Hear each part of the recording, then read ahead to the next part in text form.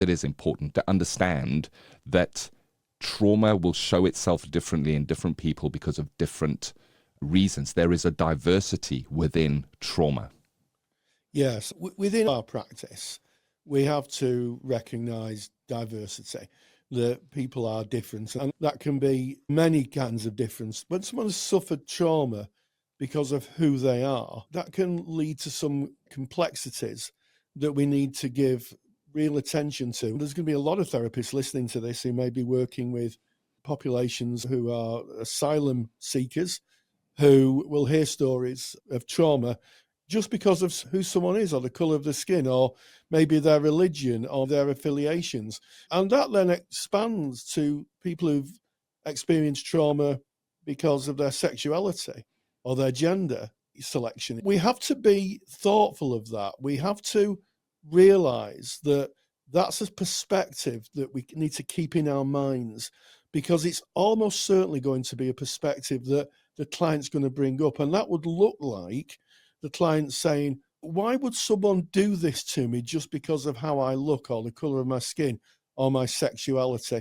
A few years ago, there was a very prominent case of two lesbian women who were on the top deck of a bus, and they were attacked, suffered physical violence because of who they were.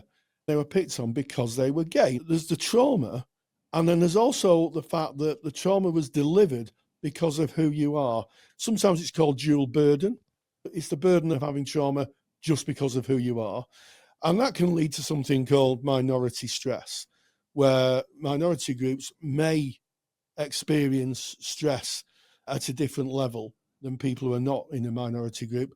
So diverse perspectives and definitions of trauma, something that every trauma-informed practitioner needs to have in the forefront of their mind when working with any client, because you never know what's going to emerge within the arc of therapy. You mentioned dual burden then. I think that's worth focusing on for a moment. When we look at the definition of trauma, the American Psychological Association defines trauma as an emotional response to a terrible event. So when that event is external to self, and that might be a car accident or something like that, that is a certain kind of trauma. But as you've said, Rory, when it is about who you are and your very core of your being, the trauma is woven into that from external abuse, it does create that dual burden, and it needs to be looked at differently and recognized differently. There will usually be harassment, discrimination, hostility, and a rejection of the otherness or individuality of that person. And that is difficult, because so often we look at ourselves and say, is this my fault? What is my part in this? That trauma can run very deep and be very troubling and present within your therapy room. Trauma can come about as a result of relationships, and that may be family relationships or romantic or partner relationships. It may be a marriage and what happens within that relationship. And that's another lens through which we might see the trauma. And it's a different lens through which the client will see themselves and their part in that trauma. Yeah, absolutely, Ken. And you mentioned within the family. I think that is something that sometimes can be missed. If you've got someone who is a survivor of spousal abuse, I'm trying not to use the word victim. I think survivor is a more useful phrase in terms of therapy. Then they may have experienced trauma because of who they are. It's probably natural to think of women who've experienced trauma. In my practice, I've met many women who've experienced trauma because their partners have abused them because they're women. But also, we have to acknowledge that there are men who suffer the same thing. So I think it comes down to what you said, Ken, otherness, where somebody is abused because they're different. And that difference can be many things. It could even be someone who's got special educational needs. And what happens is they're picked on because they're different. So an autistic child may be picked on because they're different. So it's not sexuality, gender, race. It's otherness. It's being and experiencing trauma because you are different to the group of people who are perpetrating that trauma. Yeah, Beautifully said, Rory. Bessel van der Kolk, he's written some defining work on trauma, and he describes being traumatized as a state where individuals organize their lives as if the trauma was still occurring. And you speak about otherness. I see otherness in myself. I'm very open that I am neurodivergent. I'm autistic. I'm diagnosed autistic in my 50s.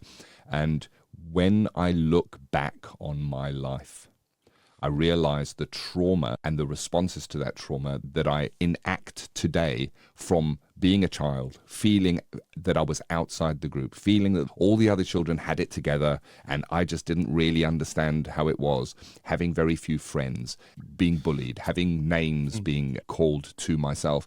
And what is really interesting, Rory, is I went on to live my life and developed ways of dealing with life as a result of that trauma. Throughout the whole of my study to become a counselor, at no stage did I recognize that trauma. It was so hidden from myself. If we were talking about the self-development exercise where we try and bring everything into clarity, it was unseen to self and maybe unseen to others. And it just became part of how I would show up and act or interact within a setting. And studying trauma has made me look at my life differently and question how I show up now. If I'm in a group of people, if I go to a networking event, I'm still feeling like that little 9-10-year-old boy being a little bit shy to walk up to people because they might reject me, and it's acting from that traumatized young person. And I think that is what is so interesting for me, is how we can study and we can learn about the theory and we can do the self-development, but trauma is tricky. It can hide itself in the shadows. Yeah, and I think that we're now realizing that it's not trauma with the big T.